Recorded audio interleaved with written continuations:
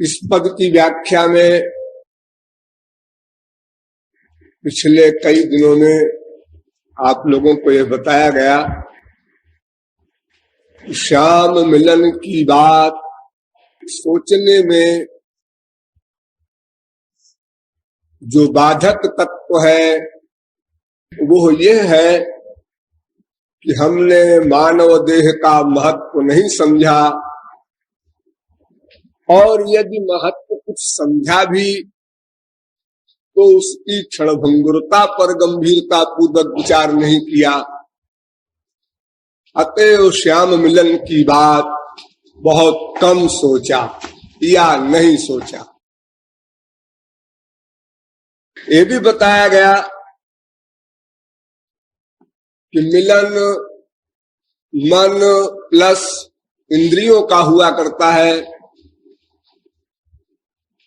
और जो केवल इंद्रिय का मिलन होता है उसे मिलन नहीं कहते, उसे अभिनय कहते हैं। यह भी बताया गया कि माइक जगत में 3 प्रकार का मिलन होता है। सात्विक व्यक्ति या वस्तु में मन का प्यार, और राजस व्यक्ति या वस्तु में मन का प्यार, तामस व्यक्ति या वस्तु में मन का प्यार।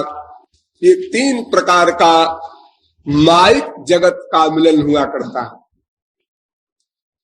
इन तीनों में सात्विक मिलन पर थोड़ा विस्तार पूर्वक चर्चा करेंगे, क्योंकि सात्विक क्षेत्र में हमारे देश में बहुत बड़ा कंफ्यूजन है।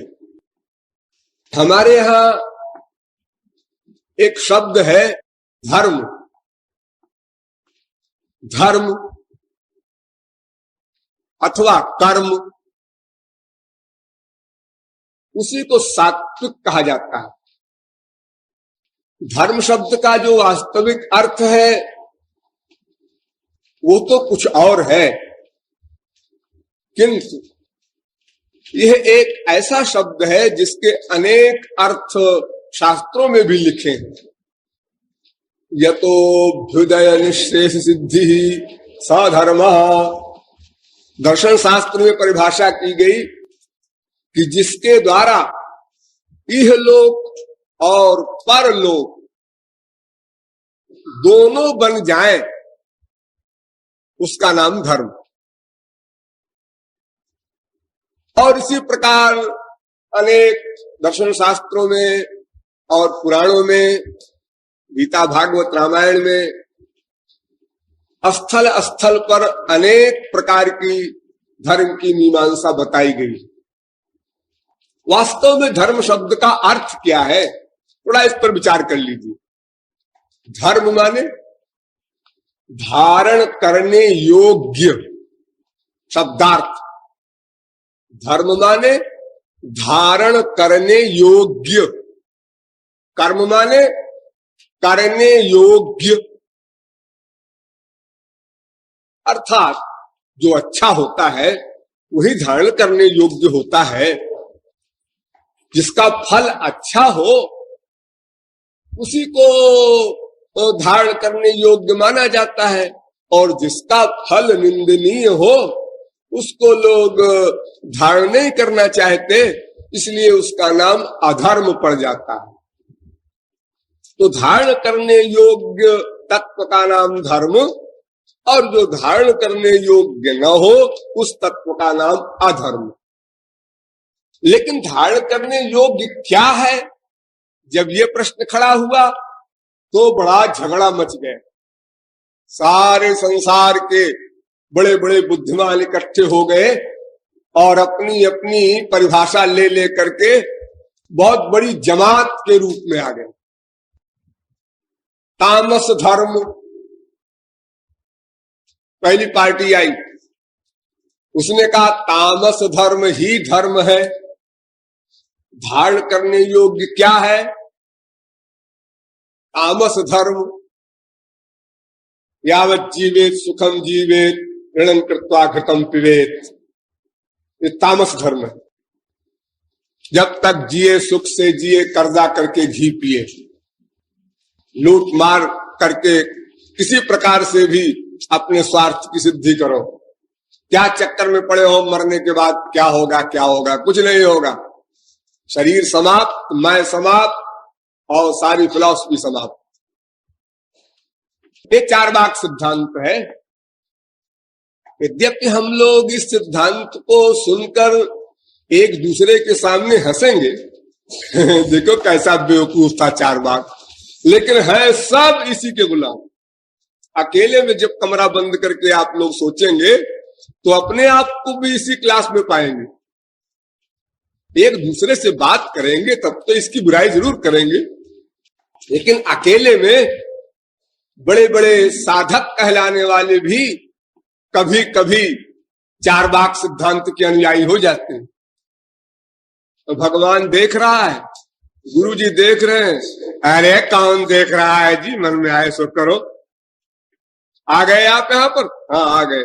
यही चारवाक सिद्धांत, जहां ईश्वर के अस्तित्व को, ईश्वर के निरीक्षणत्व को न माने, अपने को प्राइवेट मान ले और उच्छृंखलता के कारण या विषय वासना के कारण, किसी इंद्रिय के विषय के अंडर में हो जाने के कारण कोई गलत काम करे तो बस इसी का नाम चारवाक मतानुयायी। रोज करते हैं आप सब लोग जितने बैठे हैं, लो कुल्लम कुल्ला बताए देते, डेली, कभी कभी मंथली, ईयरली नहीं, डेली। जैसे चारवाक सिद्धांत है, दुनिया को ठगो, अपनी चालबाजी से अपने स्वार्थ को सिद्ध करो। आप सब लोग ये करते रहते हैं। कोई आया, आप नहीं चाहते हमारे घर में आवे, लेकिन आ गया, रिश्तेदार है, लिहाज है, उसको ऐसा कह नहीं सकते कि चले जाओ हमारे घर से। तो देखिए आप छल कपट का व्यवहार करते हैं। आइए आइए आइए, आपको तो हम प्रतीक्षा ही कर रहे थे, अरे भाई चाय बनाओ, नाश्ता लाओ भाई इनके लिए। यदि आप सत्य व्यवहार करते तो ऐसा न करते, आपने छल कपट का व्यवहार किया ना। ये साधारण सा विषय है। यहां से लेकर के कितना आप लोगों के प्रति गलत चिंतन करते हैं। ये जा रहा है बदमाश, ये जा रही है मक्कार, और जब वो सामने आ गया, वो सामने आ गई बहन जी, भाई साहब, ये हम लोग जो छल कपट दांव पेच दिन रात किया करते हैं, ये सब चारवाक मतावलंबियों का काम है। मन में आ गया, देखा रसगुल्ला, रसगुल्ला खाना चाहिए, जेब में रुपया भी है, लाभ है, ये है चारवाक मत। क्यों? तुमने आत्मा के खिलाफ भी बगावत की और शरीर के खिलाफ भी बगावत की। रसगुल्ला शरीर को भी खराब करेगा और मन को भी खराब करेगा, और मन की वासना जब बढ़ेगी तो आत्मशक्ति का ह्रास होगा। तुमने सब बिगाड़ लिया एक क्षण के इस जोश में। रसगुल्ला है सामने गरम गरम और जेब में पैसा आ रहा है, कहां देखा जाएगा। तो शास्त्र कहते हैं, गुरुजी ने बताया है कि मन के बहकावे में ना आओ। तो ठीक है, वो भी अपना ठीक है उनकी जगह पर, लेकिन अपन तो खाएंगे इस समय। देखो डिसीजन हो रहा है, शास्त्र वेद गुरु सबकी आज्ञा का उल्लंघन करके अपने मन के अनुसार बुद्धि का डिसीजन और फिर प्रैक्टिकल रसगुल्ला खाया। बाद में भले ही फीलिंग हो क्या मैं भी ऐसा बेवकूफ हूं, अनावश्यक पैसा खर्च किया, शरीर को भी हेल्थ को भी बिगाड़े गए, और फिर मन की लिफ्ट बढ़ती जाएगी। इसी प्रकार आज मन ने ये कहा, हमने उसकी मान ली, सुन ली, कल और कुछ कहेगा फिर वो भी सुन लेंगे, तो फिर इस तरह कहां पहुंचेंगे हम लोग।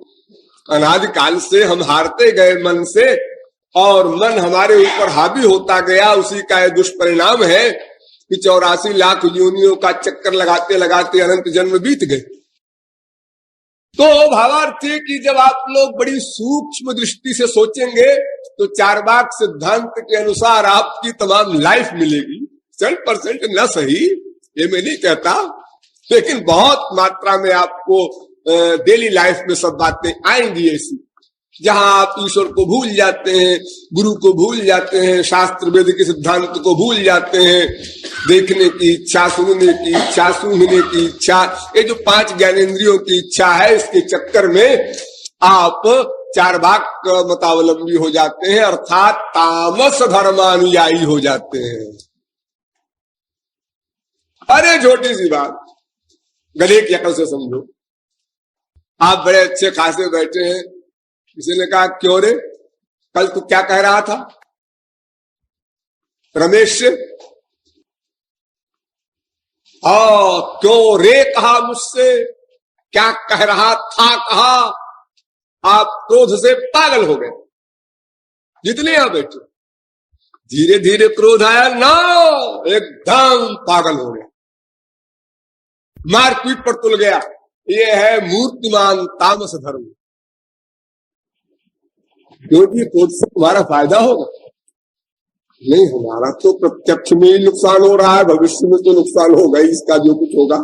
तो प्रत्यक्ष में ही फिजिकल ब्लड भी हमारा जल रहा है और मेंटल बैलेंस भी हम खो रहे हैं और स्पिरिचुअल तो हानि हो ही गई। फिर आप ऐसा क्यों करते हैं? हमने कहा फिर इसने जब हमसे ऐसा कहा है तो फिर अपने ऐसा कर ही डालो, क्योंकि अच्छा काम करते ना। ये तामस धर्म को तुमने ग्रहण कर लिया, एक तमोगुण को तुमने क्यों अपने हृदय में स्थान दे दिया, जिस हृदय में श्याम सुंदर के लिए स्थान देने का तुमने गुरु से वादा किया था। बार बार तुमने आंसू भी बहाए थे, तुम ही हमारे सब कुछ हो। आज उसी हृदय में क्रोध को तुमने स्थान दे दिया, यानी श्याम सुंदर और क्रोध दोनों को एक सीट, यानी गुणातीत और सबसे नीचे वाला गुण तमोगुण, दोनों को एक लेवल पर ला करके ड्राइंग रूम दे दिया। आइए भगवान आप भी और आइए तमोगुण साहब आप भी, दोनों के हृदय में स्थान है। ये अगर हम सोचे गहराई से और फील करें तो हमारे दोष धीरे धीरे कम हो जाते हैं, लेकिन हम फील नहीं करते, आदी हो जाते हैं, व्यस्त हो जाते हैं। और कोई आपका गार्जियन ऐसा नहीं है जो आपको उस समय सावधान कर सके। अगर आपकी बीवी, आपका पति, आपका बेटा, आपका बाप कोई कहे भी अरे साहब देखिए महाराज जी ने क्या समझाया था आपको, आप इतना गुस्सा करते हैं, बोलो मत, महाराज जी ने समझाया था, हमको मालूम है, सब ब्रह्म ज्ञान सिखा रहे हो हमको। उस समय वो अगर साक्षात महाराज जी भी वहां प्रकट होकर कहे, क्या करता है? कुछ नहीं महाराज जी, ये ऐसी बदमाशी कर रहा था, ऐसा कर रहा था, इसने ऐसा कह दिया, कह दिया। कोई आश्चर्य है? सोचो अगर कोई छोटा भी है और तुमको हित की बात समझावे तो तुमको मान लेना चाहिए। और संसार में जहां तुम प्रत्यक्ष लाभ देखते हो वहां मान भी लेते हो, लेकिन ईश्वरीय मामले में आप बड़े से बड़े काबिलों की बात को भी ठुकरा देते हैं उस क्रोध में। उसका एक रीजन तो है जरूर कि आप मजबूर हैं। क्रोधात् भवति सम्मोहः, सम्मोहात् स्मृति विभ्रमः, स्मृति भ्रंशात् बुद्धिनाशो, बुद्धिनाशात् प्रणश्यति। वो बुद्धि नष्ट हो जाती है क्योंकि याददाश्त नष्ट हो जाती है। क्रोध आने से पहले बुद्धि मोहित होती है, नंबर 2 याददाश्त समाप्त होती है, तो नंबर 3 बुद्धि नष्ट हो जाती है। तो जो क्या रह गया? अब सोचे किस बुद्धि से क्या सही है क्या गलत। तो देखो एक वाक्य में आप तमोगुण को बुला लेते हैं, इसलिए ये न सोचिएगा कि मैं तो तमोगुण के धर्म से बिल्कुल अलग हूं। अलग हो, वास्तव में तो बात कुछ और है। वो क्या? जिस क्षण में जीव को भगवत प्राप्ति होती है उस क्षण तक तमोगुण आप में रहेगा, अकाट्य है। ये अकाट्य बात है। क्यों? इसलिए कि भगवत प्राप्ति पर ही माया की निवृत्ति होती है।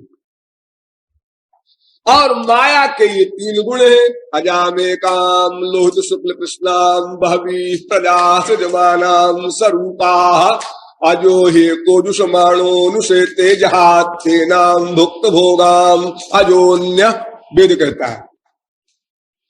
ये माया 3 गुण वाली है, सत्वगुणी माया, रजोगुणी माया, तमोगुणी माया। सत्वगुणी माया सफेद रंग, रजोगुणी माया लाल रंग, तमोगुणी माया कृष्ण रंग काला रंग। ये त्रिगुणात्मिका और 3 रंग वाली ये माया के गुण हैं। इसलिए जब तक माया रहेगी ये तीनों गुण रहेंगे। सात्विक देवताओं के अंदर भी रहेंगे तीनों गुण, और राक्षस जो तमोगुण प्रधान है उसमें भी रहेंगे तीनों गुण। ध्यान दो, देवताओं में राक्षस का गुण, राक्षसों में देवताओं का गुण, और मीडियम क्लास के जो मनुष्य हैं उनमें तो सब है ही है, मिक्सचर है ही है, वो प्रत्यक्ष ही है। लेकिन देवताओं में सत्वगुण बलवान है, इसलिए रजोगुण थोड़ा दिखाई पड़ेगा और तमोगुण बिल्कुल दिखाई नहीं पड़ेगा, वो मुरझाया हुआ है, मूर्छित सा है। लेकिन ध्यान दो, जब सत्वगुण आपको बाप का बलवान हो जाए और आप स्वर्ग चले जाएं मरने के बाद, और वहां 1000-2000 वर्ष रहें, और फिर जब क्षीणे पुण्य मर्तलोकम विशंति, जब आप वहां से फिर मृत्युलोक की ओर आते हैं, तो फिर यहाँ कूकर शूकर कीट पतंगादि योनियों में पटक दिए जाते हैं, क्योंकि आपका पुण्य जो कुछ था वो भोग लिया आपने, इसलिए वो समाप्त हो गया। जैसे आपने बैंक में 10,000 रुपया जमा कर दिया, 1000 रुपया महीना निकाल करके खूब रसगुल्ले खाए, 10 महीने में बैंक बैलेंस 0 हो गया। अब आप या तो भिक्षा मांगिए, या तो आप फाके कीजिए, या तो कोई काम धंधा कीजिए, अब मटर गश्ती बंद। तो ऐसे ही हम जो सात्विक कर्म करते हैं उसके परिणाम स्वरूप जो स्वर्गादिक लोक मिलते हैं, उन लोकों के भोगने के बाद फिर जब हम आते हैं लौट करके 84 लाख योनियों के इस चक्कर में, तो फिर हम तामसी योनियों में भी जाते हैं, राजसी योनियों में भी जाते हैं, जहां मूर्तिमान तमोगुण है, वही देव योनि में रहने वाला, और फिर यहां पहुंच गया। इसलिए ये मत समझना कि हमारे अंदर ये गुण नहीं है या किसी मायाधीन के अंदर नहीं है, हिसाब के अंदर रहेगा। जब माया जाएगी तो तीनों गुण चले जाएंगे। और वैसे तो हर समय आप में हर गुण नहीं रहता, एक समय में एक ही गुण रहता है बलवान, जिसको लोग देखते हैं। आप हंस रहे हैं, शांत बैठे, किसी ने आके देखा, 1 घंटे बाद फिर देखा, दूसरे दिन फिर आया देखा, बहुत शांत बैठे रहे, बहुत सात्विक प्रकृति का आदमी है। हम तो साहब 10 बार उसके यहाँ गए, कोई प्रपंच बवाल क्रोध कोई ऐसा कुछ हमने कुछ नहीं देखा, वो शांत सात्विक व्यक्ति। जब आप लोग जाते हैं किसी के यहाँ मेहमान बनकर, तो कैसा व्यवहार करते हैं सोचिए, कैसे शांत, जी मैं हेल्प कर दूं, जी नहीं मैं तो अभी खा के आया हूं। जितना नाटक आप करते हैं, कोई लड़की पड़ोस की आती है आपके घर में, माता जी मैं सी दूं आपका ब्लाउज, स्वेटर मैं बिंदु। अब माता जी विभोर हो गई, कितनी अच्छी लड़की है, एक मेरी बेटी है, कहने पर नहीं बिनती, 10 दिन से चिल्ला रहे हो स्वेटर बुन दे, बड़ी शान में आती है, सुनती ही नहीं। अरे पड़ोसी की लड़की कितनी अच्छी है, देखो बिना हमारे कहे कह रही है कि मैं स्वेटर बुन दूं। तो मैंने फिर एटिकेट में कहा, अरे बिटिया तुझको कहाँ समय है, वो स्वेटर तो मेरी बिटिया भी बिनती है, बिन देगी। तो मम्मी तू क्या मुझको बेटी नहीं मानती, मैं तो तुझको मम्मी मानती हूँ। उसने फिर एक्टिंग किया और माँ फिर चक्कर में आ गई और उसको स्वेटर बुनने को दे दिया। उसने 4 दिन में बुनकर दे दिया और अपनी बेटी के प्रति इसकी दुर्भावना हो गई। देख तुझसे हमने कहा 10 दिन से सुना नहीं, और देखो कितनी अच्छी बिटिया है पड़ोस वाली। आप सोचा उस माँ ने, काश कि ये मेरी बहू हो जाए तो कितना अच्छा हो, बेटा मेरे है ही है, इतनी लायक बहू मिल जाए घर में। देखो बेवकूफ बन गई वो बुढ़िया। मान लो ऐसा हिसाब बैठा, बातचीत चली और हिसाब बैठ गया और बहू आ गई, बन गई। आप जब घर में आई बहू, तो आप लोग घर में बहुएं आती हैं, आप लोग जानते ही होंगे, महीने 2 महीने 4 महीने 6 महीने बहू क्या बढ़िया एक्टिंग करती है। आपको, सास जी को, पति जी को लगभग ईश्वर के बराबर मानती है। फिर उसके बाद देवता मानने लगती है, ईश्वर से नीचे आ गई। फिर मनुष्य मानने लगती है और फिर उसके बाद राक्षस मानने लगती है। ये सब आप लोगों का अनुभव है। यानी साले भर में अनेक रूप रंग आप लोग देख लेते हैं। तो जो पड़ोसिन है उसकी लड़की जो ये इतनी बढ़िया एक्टिंग करके और मधुर बोल करके धोखे में डाल करके और बहू की सीट उसने ली थी, साल भर में भी आउट हुआ। तब माँ कहती, अरे राम राम राम, ये कहाँ से कंकाली चंडी और चुड़ैल हमारे भाग्य में लिखी थी, हम तो उस स्वेटर बुनने के चक्कर में आ गए। तो देखो ये जो मीठा मीठा व्यवहार एक्टिंग वाला हम लोग करते हैं, इससे कोई किसी को नहीं समझ सकता। अब देखो यहाँ पर सब लोग आए हो और एक दूसरे से किसी का कोई सांसारिक व्यवहार नहीं, कुछ नहीं, साधना में लगे हो, परिचय भी कोई किसी का कर ले, आप जबलपुर से आए हैं, आप नागपुर से आए हैं, आप बंबई से आए हैं, हाँ बड़ा अच्छा आदमी है, तो क्या बार बार देख रहे हैं ना, उसको अच्छा ही दिख रहा है हमेशा। अब वो उसका गंदा वाला रूप तो आपने देखा नहीं अभी। अगर उसके साथ आप 10-20 दिन रहे और वो तामस वाला, राजस वाला, मक्कारी वाला और 420 वाला रूप जब देखेंगे, अरे तो वहां कीर्तन करते हुए आंसू बहा रहा था, हम समझ रहे थे बड़ा अच्छा है, तो बदमाश आदमी है। अरे वो बदमाशी अच्छाई की कोई बात नहीं है, तो बात तो है 3 गुण की। वो सात्विक राजस तामस 3 गुण सदा सब में रहते हैं। जिस गुण का एटमॉस्फेयर मिल गया वो गुण बलवान हो गया, आउट हो गया। तब लोगों ने देखा, जैसे बोरों में गेहूं भरा हो, चना भरा हो, मटर भरी हो, 6 महीने से भरी है, साल भर से भरी है, अंकुर नहीं पैदा हुआ। अब कोई भोला भाला व्यक्ति सोच सकता है ये इसका अंकुर नहीं हो सकता, इसमें पेड़ नहीं बन सकता, जो साल भर में अंकुर नहीं पैदा हुआ है। तो 4 महीना में तो अंकुर और उसके फिर पत्ते और डाल और फूल और फल सब हो जाता है। देखो अक्टूबर में लोग गेहूं बोते हैं और मार्च में काट लेते हैं उसको, ये तो साल भर हो गया, इसमें अंकुर तक नहीं बना। लेकिन जब उसी गेहूं को साल भर बाद किसान खेत में डालता है तो फिर आप देखते हैं क्या रूप धारण करता है वो बीज। एक विराट रूप में पेड़ तैयार हो जाता है और एक गेहूं से 50 गेहूं हो जाते हैं। तो उसी प्रकार ये हमारे तीनों गुण अंदर नित्य बैठे रहते हैं और घात लगाए रहते हैं।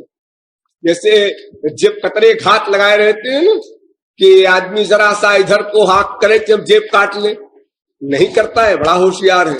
अच्छा सुनो जी, ऐसा करो, 2-3 साथी हैं उसके जेब कतरे के, ऐसा करो कि तुम जरा हमको धकेलते ठेलते इसके ऊपर ले जाओ, ले चलो, इसकी जेब काटना है।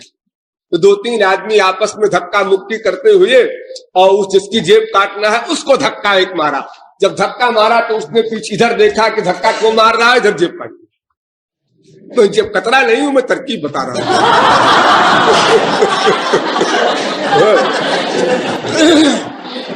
तो देखो जेब कतरा जिस प्रकार तरकीब अपनी लगाने के लिए होशियार रहता है, ऐसे ही ये 3 गुण सात्विक राजस तामस भी अंदर बैठे बैठे घात लगाए रहते हैं कि जहां हमारा एटमॉस्फेयर मिले, क्रोध का एटमॉस्फेयर मिले तो क्रोध आ गया, और जहां लोभ का एटमॉस्फेयर मिले लोभ आ गया, जहां ईर्ष्या का एटमॉस्फेयर मिला ईर्ष्या आ गई। यानी जिस दोष का वातावरण मिला बस वही दोष प्रकट हो गया। अरे हम है बस समझो हम कहीं चले गए हैं। तुम तो साहब 4 दिन से नहीं दिखाई पड़े। हाँ जी दिखाई क्या पड़े, हम भी अपने दांव में थे कि हमारा भी समय कभी आएगा। हमारी खुराक मिलेगी तो फिर हम भी बलवान हो जाएंगे। अभी आप जरा भगवान भगवान की बात कर रहे थे मनगढ़ में, इसलिए हम दबे हुए थे डर के मारे। अब आप जरा फिर आइए अपने शहर में, फिर देखिए अपना कमाल हम दिखाते हैं। हाँ, जब आप लोग यहां से जाएंगे अपने अपने घर, तो वो जो छुपे हुए हैं ना बेचारे डर के मारे इस समय दबे हुए हैं, वो सब अपना अपना रूप दिखाएंगे फिर वहां जाकर के। जितनी भी चीजें हैं, दोष है, अरे जैसे पहले आलस्य ही है, ये सबसे पहले हमला करेगा। जैसे आप घर पहुंचेंगे, आज तो साहब शाम को सोएंगे, बीवी से बाप से सबसे कहेंगे जगाना मत कोई, भाई हम 15 दिन के जगे हुए हैं, मुसीबत से पड़े हुए थे, अब तो हम नाश्ता वास्ता गया चूल्हे में, जब उठेंगे तभी उठेंगे, मुझे जगाना मत। अरे भले ही हो एक ही दिन आप ऐसा करें, लेकिन पहले तो आलस्य महोदय आकर के अटैक करेंगे आपके ऊपर, फिर उसके बाद और इंद्रियां आएंगी। अरे भाई वहां तो वो रोटी दाल खाते खाते साहब मुसीबत हो गई, आज तो मैम साहब जरा ये बनाओ कुछ, जरा क्या बताएं 15 दिन से, और फिर वहां हो भी क्या सकता था। और भाई वहां इतनी भीड़ भाड़ में, तो फिर आवाज ये बनेगा। और फिर भाई देखो ऐसा है कि अब जरा अब ऐसा होगा, हर एक इंद्रिय के विषय के लिए फिर आप वो जो दोष छुपे हुए हैं अंदर आपके, वो सब फिर आप भूल जाएंगे। महाराज जी ने समझाया था तुमको हमेशा होशियार रहना, अरे तो जरा एक आध बार कर लेते हैं फिर होशियार हो जाएंगे, ऐसी कोई बात नहीं। अपने आप जजमेंट दे लेते हैं, अपने आप शंका, अपने आप समाधान, ये नहीं सोचते कि जो गड़बड़ करने वाली बुद्धि है उसका जजमेंट आपके उस मन के मुआफिक ही तो होगा, तो आपको इसमें सफलता कैसे मिलेगी। तो ये 3 गुण सदा सब में विद्यमान है, वो दबे रहते हैं, समय समय पर आउट होते हैं। और यह भी होता है किसी की स्पिरिचुअल पावर अधिक है, ईश्वर भक्ति अधिक किया है किसी ने या कर लिया, तो 3 दोष उसके जो है वो बहुत काफी मात्रा में दब जाते हैं। जैसे आप लोग विशेषज्ञ तो नहीं है उसके, लेकिन थोड़ा बहुत आइडिया आपको हो सकता है। गेहूं का बीज जो होता है, एक तो पूरा बीज सही है, और एक ऐसा होता है 1/4 सड़ गया है और 3/4 है। तो जब खेत में बोया जाता है गेहूं, तो पहले वो गेहूं सामने अंकुरित होता है जो पूरा बीज सही है, उसके फिर 2 दिन बाद वो अंकुर आता है जिसमें कि 3/4 हिस्सा बचा था, 1/4 सड़ गया था। फिर कुछ गेहूं आधा सड़ा हुआ होता है, वो उसके 4 दिन बाद फिर अंकुरित होता है और कमजोर पेड़ होता है उसका, फिर भी वो आखिर तक कमजोर रहता है। तो ऐसे ही स्पिरिचुअल पावर जिसकी अधिक बढ़ जाएगी ईश्वर भक्ति के कारण, उसके ये 3 दोष फिर नेचुरल कमजोर हो जाएंगे। अब नेचुरलिटी आई, नेचुरल कमजोर हो जाएंगे, और पहले तो दबे रहेंगे, लेकिन ईश्वर भक्ति से ये कमजोर होते जाते हैं, उनकी पावर कमजोर होती जाती है। लेकिन रहते हैं, अगर ईश्वर भक्ति आपने छोड़ दिया और कुसंग में आप बढ़े आगे, तो फिर ये पहलवान हो जाएंगे, इनको मौका मिल जाएगा। इसलिए ईश्वर प्राप्ति तक आपको सावधान रहना है। भावोक्त भाव मायाति कृष्ण प्रेष्ठा पराधता, भाव भक्ति पर जाकर यहां से भगवत प्राप्ति होती है, अंतिम क्लास, वहां जाकर भी और जीव राक्षसी स्थिति को पहुंच सकता है यदि नामापराध करे। माने भगवान, उनका नाम, उनका रूप, उनका गुण, उनकी लीला, उनके धाम, उनके संत, इतने में जो दुर्भावना करे वो नामापराध है। तो नामापराध किया कि फिर चला आया नीचे, फिर मेहनत करो, फिर चढ़ो, फिर साधना करो, फिर आगे बढ़ो। ये गमाई जो हमारी है, ये कमाई को खा जाती है। वरना एक भगवत प्राप्ति क्या, अनंत भगवत प्राप्ति हम लोग कर चुके होते अब तक, अनंत जन्म में एक भगवत प्राप्ति में क्या धरा है। लेकिन वो नामापराध दुर्दैव मीदृश मिहा जनिनानुराग। गौरांग महाप्रभु ने कहा कि किसी को संत मिल जाए, भगवान मिल जाए, बात एक है, और नाम मिल जाए, रूप मिल जाए, गुण मिल जाए, लीला मिल जाए, धाम मिल जाए, सब मिला हुआ है भगवान का सामान, किसी को सब नहीं मिला तो भगवान का नाम ही मिला है, किसी को संत भी मिल गया तो फिर भी भगवत प्राप्ति ना हो। तो सोच करके उन्होंने एक शब्द रखा उसमें, दुर्दैव मीदृशमिहा जनिना अनुराग। ये दुर्दैव है, और दुर्दैव का भाष्य किया कि दुर्दैव माने हमारी जो बुद्धि है तर्कशील संशयात्मिका, ये नामापराध करने लगती है, और नामापराध सबसे बड़ा अपराध है।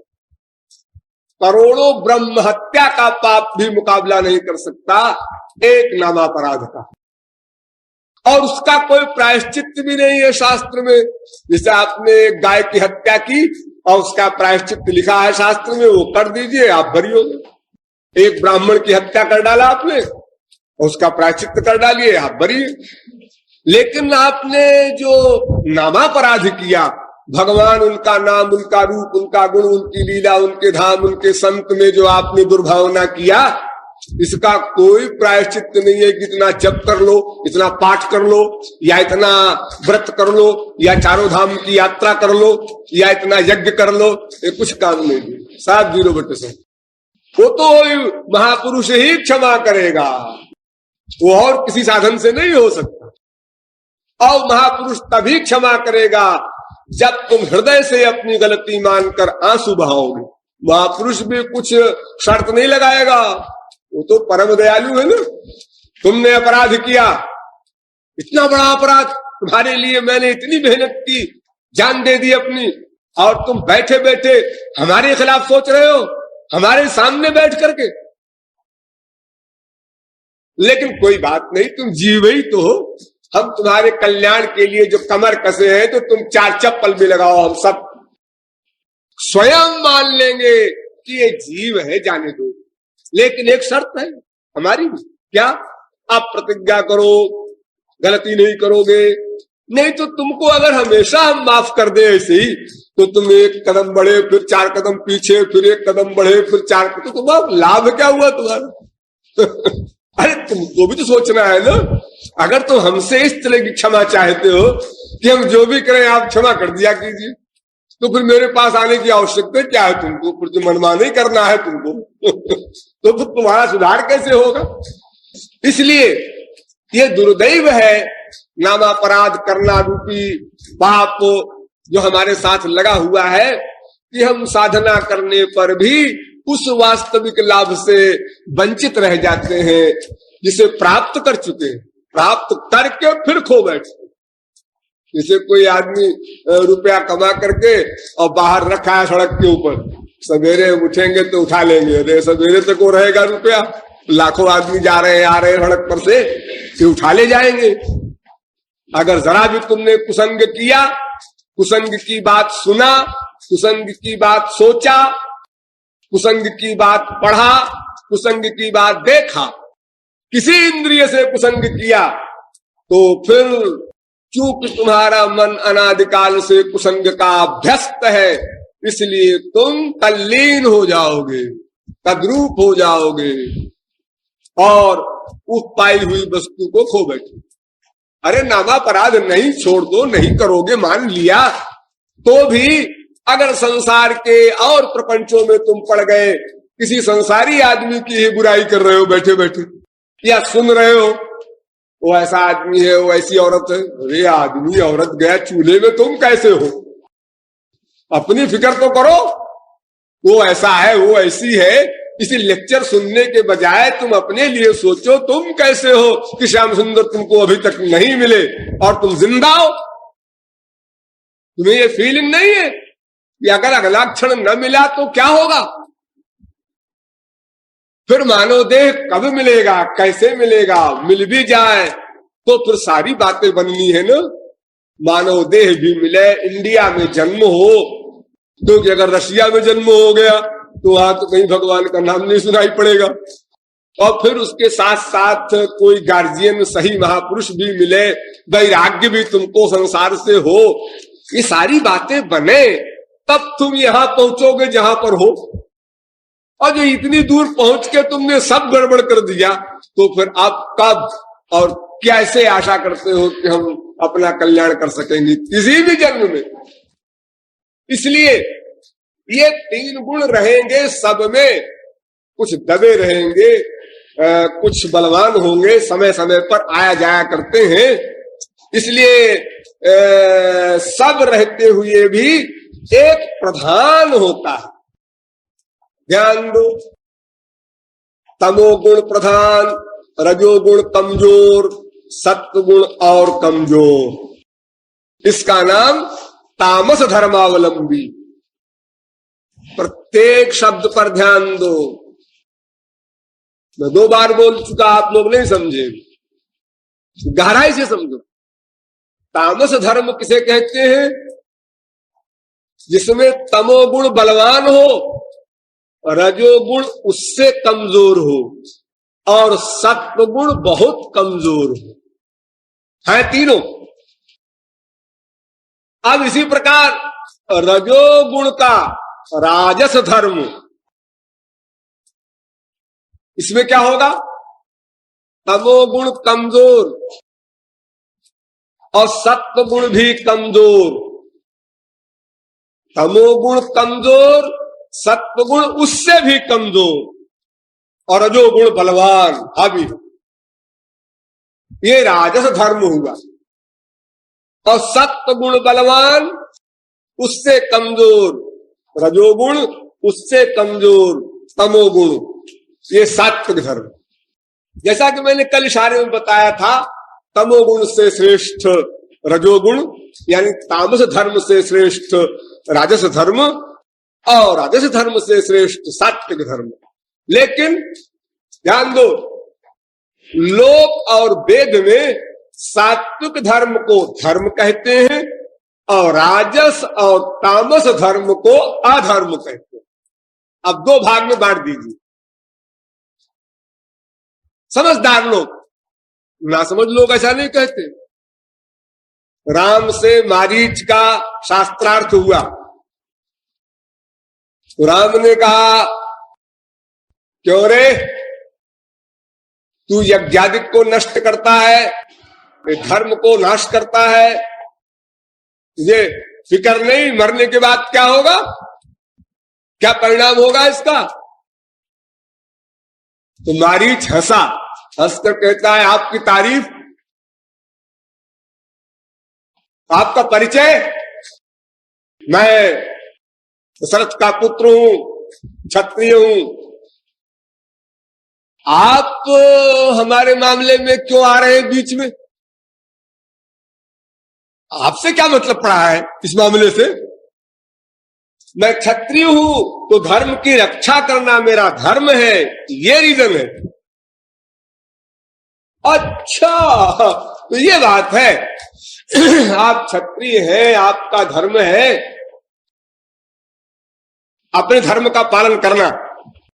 हाँ हाँ, क्यों नहीं। गीता में भगवान ने कहा है, स्वधर्मे निधनम श्रेयः, अपने धर्म के पालन में मर जाना अच्छा। ठीक, तो क्यों राम, एक प्रश्न का उत्तर दोगे? हाँ हाँ, तो अपने धर्म के पालन के लिए मृत्यु भी अगर सामने आवे तो उसको हृदय से लगा लेना चाहिए। ये तुम्हारा वाक्य है? हाँ हाँ, तो वेद का वाक्य है, हमेशा का वाक्य है। ठीक, तो तुम्हारा ये धर्म है कि अधर्म के खिलाफ आवाज उठाओ और अधर्मियों को दबा दो। राम ने कहा, हाँ हाँ, यही। एक, मैं अगर तुमसे पूछूं कि तुम ऐसा क्यों करते हो जी, तुम यज्ञादि क्यों करते हो, तो तुम क्या जवाब दोगे? मेरा धर्म है इसलिए करते हैं। तो श्रीमान जी, मेरा भी ये धर्म है कि यज्ञादिक न होने पावे, ये तामस धर्म है। तुमने अपने धर्म पढ़ा है? मैंने तो सुना था राम सर्वधर्म का आचार्य है, लेकिन तुम अपने धर्म पढ़े हो, इतनी कम नॉलेज है तुम्हारी। तो राम ने कहा, नहीं नहीं, सब धर्मों को मैं जानता हूं, लेकिन तुम्हारा जो धर्म है उसका परिणाम नरक है। ये तो आपने हमारे परिणाम को नरक कह दिया, हम आपके परिणाम को नरक कहते हैं। ये तो अपने अपने कहने की बात है। अरे भाई, जो आदमी जिस धर्म को मानता है उसका परिणाम वो वैकुंठ बता दे, बताने में क्या लगता है, क्योंकि मरने के बाद हम तुम साथ तो जाएंगे नहीं। चलो बताओ, तुमको स्वर्ग मिलता है कि तुमको नरक मिलता है? ये तो वर्तमान काल की ही सब बात है। तो भाई ऐसा है कि अगर इसमें हम दोनों का समझौता नहीं होता तो फिर ठीक है, तुम अपने धर्म का पालन करो, अपने धर्म का पालन हम करते हैं। बोलो मत, मैं तुझे मारूंगा तो मैं तुझे मारूंगा, मैं भी कहने को तैयार हूं। चलो तो हो जाए हमारी तुम्हारी, तुमने कहा हो जाए, जो बलवान होगा वो जीतेगा। तो राक्षस कहता है हमारा धर्म तामस धर्म ही है और यही सही है, और राजस व्यक्ति कहता है ये ना भगवान का, देवी देवता का, स्वर्ग नरक का चक्कर सब फालतू। अपनी ईमानदारी से कमाओ, अपने कैरेक्टर से रहो, और अपना खाओ पियो ढंग से अपने जीवन भर, और जो बचे बच्चों का इंतजाम कर जाओ। ये सब लाइफ है, और ये फालतू भविष्य की सोचो या पिछला सोचो या किसी को सताओ, ये भी पसंद नहीं है। ये कहता है मनुष्य धर्म का रहने कर मानने वाला और राजस धर्मावलंबी। असल में ये तीनों धर्मों के लीडरों के नाम रख दिए गए हैं शास्त्रों में। पुण्येन पुण्यलोकम में पापेन पापम उभाभ्याम मनुष्य लोकम, वेद कहता है। यानी मनुष्य लोग जो पुण्य कर्म करते हैं, माने धर्म करते हैं, वो स्वर्ग जाते हैं, सात्विक। जो पाप करते हैं वो राक्षसों के यहां पहुंचते हैं, नरक। और जो पाप पुण्य मिक्सचर करते हैं वो रजोगुणी, वो मनुष्य होते हैं। तो तमोगुणी राक्षस, रजोगुणी मनुष्य, सत्वगुणी देवता। लेकिन मनुष्यों में भी राक्षस है, ध्यान रखना, और राक्षसों में भी महापुरुष हुए हैं, ये भी ध्यान रखना। एक जनरल नियम बताया जा रहा है। तो इस प्रकार जो राजस धर्म का मानने वाला है वो तमोगुणी की निंदा करता है और सत्वगुणी की भी निंदा करता है, और जो सत्वगुण के धर्म को मानता है वो रजोगुणी की भी निंदा करता है, तमोगुणी की भी निंदा करता है। लेकिन इसका निर्णय वो कर सकता है जिसने सबको देखा हो, समझा हो, यानी सर्वज्ञ हो। तो सर्वज्ञ भगवान है, उन्होंने वेदों में सब कर्म बताए और सबके फल भी बताए। देखो आप लोगों का आश्चर्य बताओ, वेद में अधिक मंत्र है कर्मकांड के, अधिक संख्या में मंत्र है सात्विक धर्म के, यज्ञादिकों के लिए। कर्म धर्म निंदनीय है, उससे परमानंद भी नहीं मिलेगा, माया निवृत्ति भी नहीं होगी। तो फिर ये भगवान ने स्वयं वेद में इतना कर्म धर्म क्यों प्रतिपादन किया, उसका क्यों लिखा? तो भगवान कहते हैं भाई देखो जरा पूरी बात सुनो, मैंने जो कर्म धर्म बताया है उसमें दो बात है, दोनों पर ध्यान देना। एक बात तो ये कि यदि कर्म धर्म का पालन विधिवत हो, बहुत ध्यान से समझना, अनंत काल तक काम देगा यह सिद्धांत। कर्म धर्म का पालन यदि विधिवत हो तो उसका फल स्वर्ग है, अगर विधिवत न हो तो कर्म धर्म का परिणाम नरक। और विधि किसे कहते हैं? अनेक प्रकार की विधियां होती हैं, उसमें से एक छोटी सी बता रहे हैं आपको। जितने कर्म धर्म होते हैं वेद के अनुसार, सब में वेद मंत्र बोले जाते हैं, वेद मंत्र। अब वेद मंत्रों में स्वर होते हैं, कहीं देखा हो पंडितों को बोलते हुए यो हाथ करते रहते हैं, और ऋग्वेद वगैरह देखा हो गर्दन करते रहते हैं, और कहीं किताब में पढ़ा हो तो उसमें डंडा लगा रहता है, कहीं पड़ी लकीर कहीं खड़ी लकीर, ये स्वर होते हैं। तो अगर एक स्वर से गलत हो जाए वेद मंत्र, स्वर तो वर्ण तो वा मिथ्या प्रयुक्तो यजमानं हिनस्ति, तो यजमान का नाश कर दो।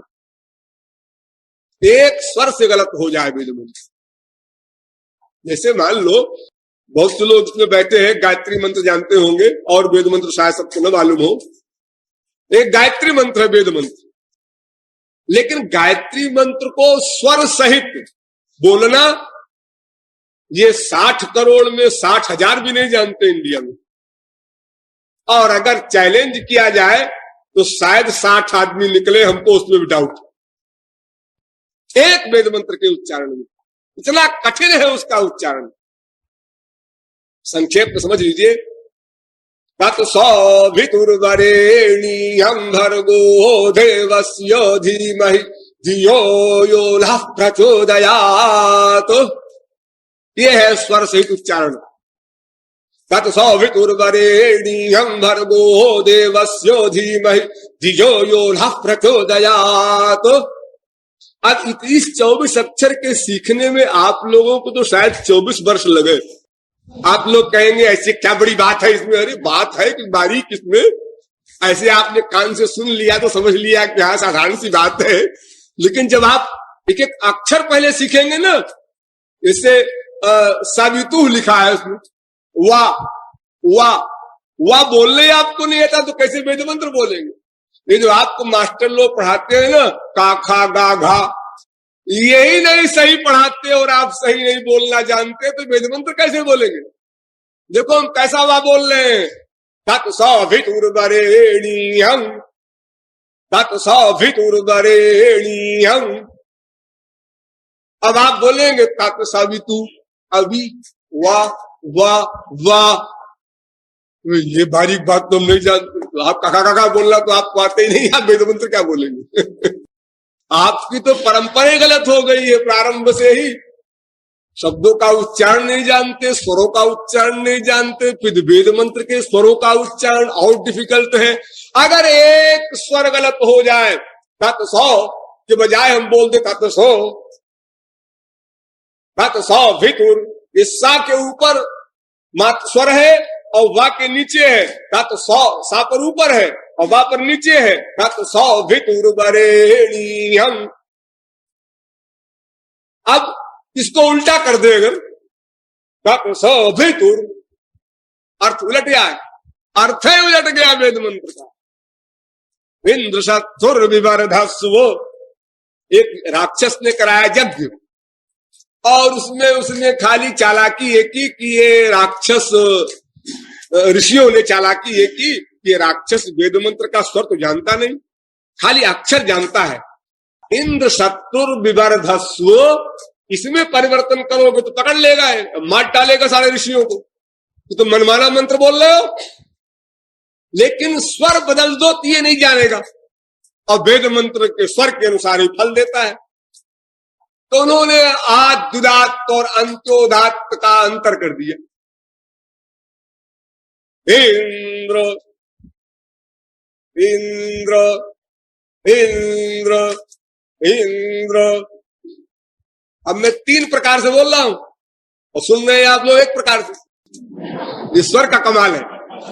तो जो आद्युदात्त को अंत्योदात्त कर दिया, तो उसका अर्थ, मंत्र का अर्थ तो ये था कि इंद्र का शत्रु बढ़े, यानी राक्षस बढ़े, इंद्र का शत्रु बढ़े, ये शब्दार्थ है, इंद्र शत्रु विवर्धस्व। लेकिन जो स्वर बदल दिया, शब्द वही है, तो स्वर बदल देने से ये अर्थ हो गया कि इंद्र बढ़े, ये मतलब हो गया उसका। यज्ञ हुआ, पूरा हुआ, भगवान प्रकट हुए, और सुनो, और भगवान ने कहा जैसा तुमने मांगा है वैसा ही मिलेगा। वरदान भी हो गया, राक्षस विभोर। अब तो इंद्र को अपनी मुट्ठी में बांधेंगे, जेल में बंद करेंगे, मक्कार को, स्वर्ग सम्राट बना हुआ है, और हम स्वर्ग सम्राट बनेंगे। युद्ध हुआ, युद्ध में इंद्र ने मारा उस राक्षस को और बांधा। जब बांधने लगा पकड़ करके तो उसने कहा, ओ भगवान त्रिलोकीनाथ, तूने वरदान दिया था, तू भी झूठा है, अपने एक बेटे का पक्षपात कर रहा है। मैं चैलेंज करके मर रहा हूं संसार को कि भगवान के यहां भी अन्याय होता है। देवता भी तेरे बेटे और राक्षस भी तेरे बेटे, एक बेटे के पक्षपात के लिए वचन दे करके मुकर रहा है। फिर भगवान को आना पड़ा। क्या कहता है, रे नालायक बेटे, तेरे वेद मंत्र में यही तो था, इंद्र बढ़े। ये कैसे था? वेद मंत्र था इंद्र शत्रु विवर्धस्व। अरे मूर्ख, उसमें जो स्वर लगाया था ऋषि मुनियों ने, उससे मतलब बदल गया। ये तो ऋषि मुनियों की गलती थी। ऋषि मुनि तेरे ही तो पुरोहित है, ऐसे गलत पुरोहित क्यों लाया? यजमान, इसका दंड यजमान को भोगना पड़ेगा। ये मामूली पढ़े लिखे जो आजकल पंडित आप लोगों के शादी ब्याह कराते हैं, यज्ञ कराते हैं, अक्षर नहीं आता है, स्वर कौन कहे? और आप कहते साहब मुझे क्या मालूम, पंडित जी गलती है। ऐसे पंडित जी को तुम क्यों लाए? तुम भी दंड भोगोगे, बच नहीं सकते हो।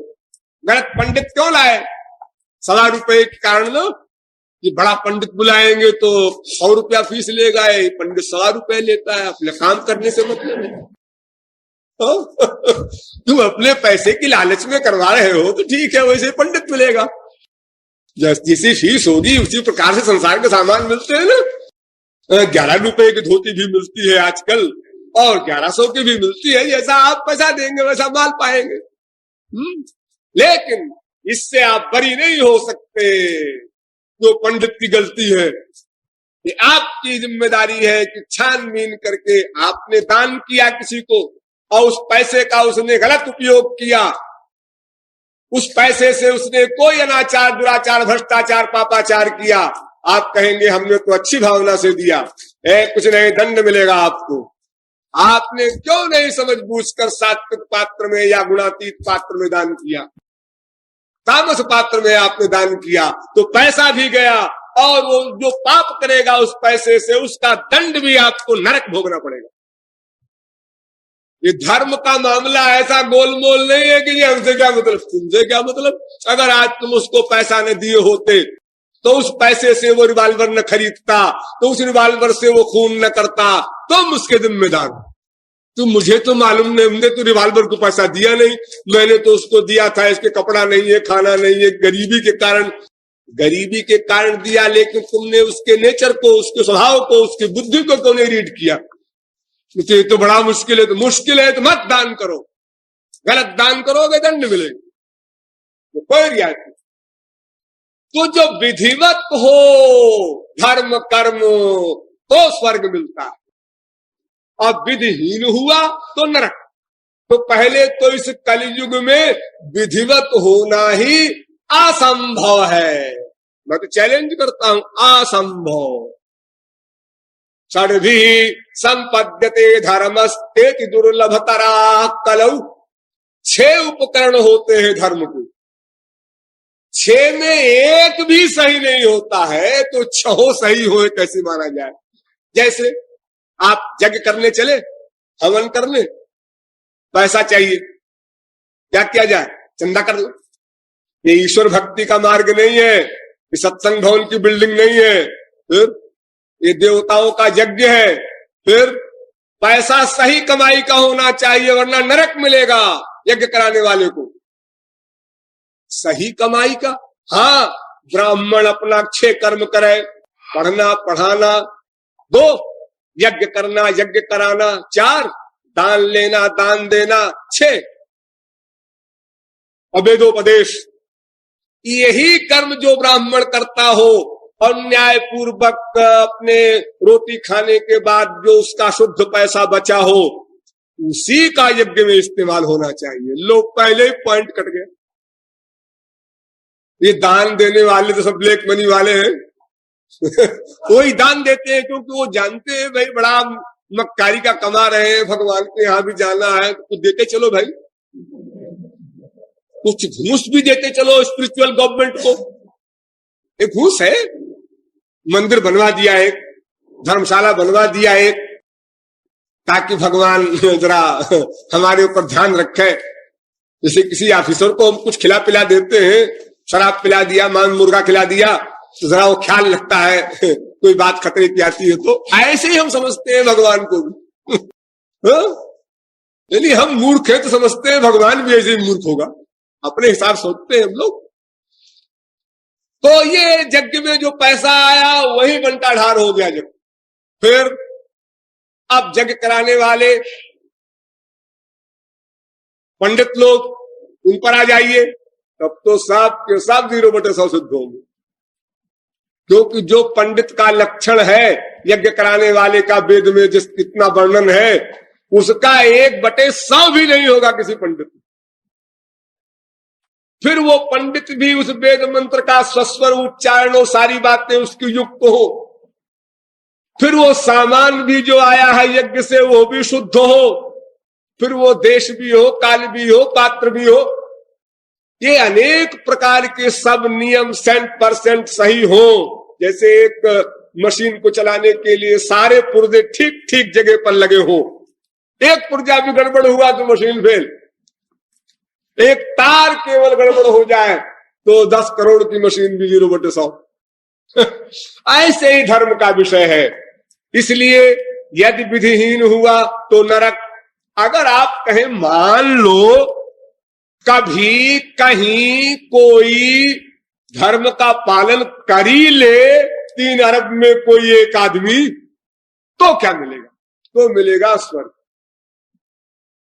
वहां क्या होता है जी? स्वर्ग में क्या होता है? स्वर्ग में समझ लो ऐसा होता है जैसे कोई आदमी 10,000, 20,000, 1,00,000 रुपया कहीं से उसको मिल जाए, या अपनी कमाई का हो, जो भी हो, और वो मिल गया तो उसने कहा जरा इसको तो तफरी में बिताना है, चलो बॉम्बे ताजमहल ठहरो, अब चलो इंग्लैंड लंदन घूमो, अब चलो अमेरिका। अब उस 1,00,000 खर्च करना है उसको, तो वो मनमाने ढंग से उस रुपए को विषयों के सेवन में खर्च कर देता है। बस इसी का नाम स्वर्ग समझ लो। वहां के ऐश आराम के सामान ऊंचे स्तर के हैं और उसका तरीका भी और ढंग का है। जैसे आप यहाँ बहुत पैसे वाले होते हैं तो क्या कहते हैं, रसगुल्ला ऑर्डर। तो बड़ा आदमी है, भागे नौकर चाकर चारों, सरकार लीजिए रसगुल्ला खाइए। तो स्वर्ग में क्या होता है? स्वर्ग में आपने सोचा रसगुल्ला आ गया, न बाजार जाना है, न पैसा खर्च करना है, न खरीदना है, न अच्छे बुरे या मिलावट का सवाल है। वह सब बीमारी में आपने सोचा आ गया, जो सोचा मिल गया। लेकिन ग्रेड के अनुसार, जैसे रशिया में होटल बने हुए हैं, A class, B class, C class के लोगों के लिए अपना पास ले जाओ, उस क्लास का खाना मिल जाएगा। अब C क्लास वाले को A क्लास का खाना नहीं मिलेगा। तो ऐसे भुआ महाजना तपा सत्य ब्रह्म जो लोग स्वर्गाधिक हैं, तो जिस स्वर्गलोक में आप हैं उसी क्लास का सामान आपको मिलेगा, उसके ऊपर वाले क्लास का नहीं मिलेगा। लेकिन ये सब जो मिलेगा आपको विषय भोग का सामान, इसकी लिमिट है। एक को उस लोक के क्लास का ही सामान मिलेगा, एक ये लिमिट, और दूसरी लिमिट ये कि इतने दिन तक ही मिलेगा, इसके बाद नहीं मिलेगा। फिर आया मृत्युलोक में, और मृत्युलोक में आया तो बड़ी दुर्गति से आया। वहां तो देवलोक की इतनी ऊंची बात और यहां इतनी नीची बात कि कूकर शूकर कीट पतंगादि योनियों में आना पड़ा। हीन तरम्बा विशंति वेद कहता। तो ये सात्विक धर्म हुआ जिसको मैंने दो प्रकार से आपको समझाया। एक तो विधि युक्त हो तो स्वर्ग मिलता है, और वो भी यदि मिला भी तो कुछ दिन के लिए और अपने क्लास के अनुसार ही मिलता है। उससे ऊंचे क्लास की वासना वहां भी बनी रहती है। जैसे हम संसार में देखते हैं ना, एक शानदार कोठी देखा तो अपनी कोठी को देखकर कहते हैं ऐसी कोठी होती है अपनी है तो अपने भी कोठी, लेकिन ये कोठी देखो जरा 50 लाख की है, अपनी 3 लाख की है। ये धक्का पहुंचता है अंदर। तो जैसे दूसरे की उच्च कक्षा की चीज को देखकर हम दुखी हो जाते हैं, वो चाहे अपना पति हो, बीवी हो, बेटा हो, बेटी हो, कोठी हो, कार हो, बैंक बैलेंस हो, कुछ हो, जहां उससे अच्छी चीज हमको दिखाई पड़ी, काश कि ऐसा होता। अब दुखी हो गया ना बेचारा, काश कि हमारा ऐसा होता। और अगर वो दे दिया जाए वो 60 लाख वाली कोठी, हाँ, लेकिन वो 1 करोड़ की कोठी भी है एक और बंबई में, वैसी होती तो यही बीमारी स्वर्गलोक में भी है। वहां भी हम चाहते हैं इससे ऊंचा लोक मिल जाए, तपोलोक मिल जाए, सत्यलोक मिल जाए, ब्रह्मलोक मिल जाए। वो भी मिल गया, ब्रह्मा हो जाए, ये लोग वहां तक पहुंच गए। आ ब्रह्म भुवना लोका पुनरावर्तनो, लेकिन ब्रह्मलोक तक जाकर भी फिर वापस आना पड़ेगा। यानी ये सब धर्म धारण करने योग्य नहीं है, क्योंकि इससे अपना एम नहीं हल होगा, आनंद नहीं मिलेगा, दुख निवृत्ति नहीं होगी, त्रिगुण निवृत्ति नहीं होगी, त्रिकर्म निवृत्ति नहीं होगी, त्रिताप निवृत्ति नहीं होगी, द्वंद्व निवृत्ति नहीं होगी, पंचक्लेश निवृत्ति नहीं होगी, पंचकोश निवृत्ति नहीं होगी। यानी हमारा जो असली लक्ष्य है वो एक भी हल नहीं होगा। ठीक, तो फिर इसका मतलब ये है कि सात्विक धर्म से हमारा काम नहीं चलेगा। लेकिन ऐसा क्यों? सात्विक धर्म से, जिसको भगवान ने वर्णन जिसका वेदों में इतना लंबा चौड़ा किया, उससे हमारा काम नहीं चलेगा, वो धारण करने योग्य नहीं है, उसका निरूपण भी किया गया वेद में। ये विरोधाभास क्यों है? इसका निरूपण कल होगा। बोलिए वृंदावन बिहारी लाल की।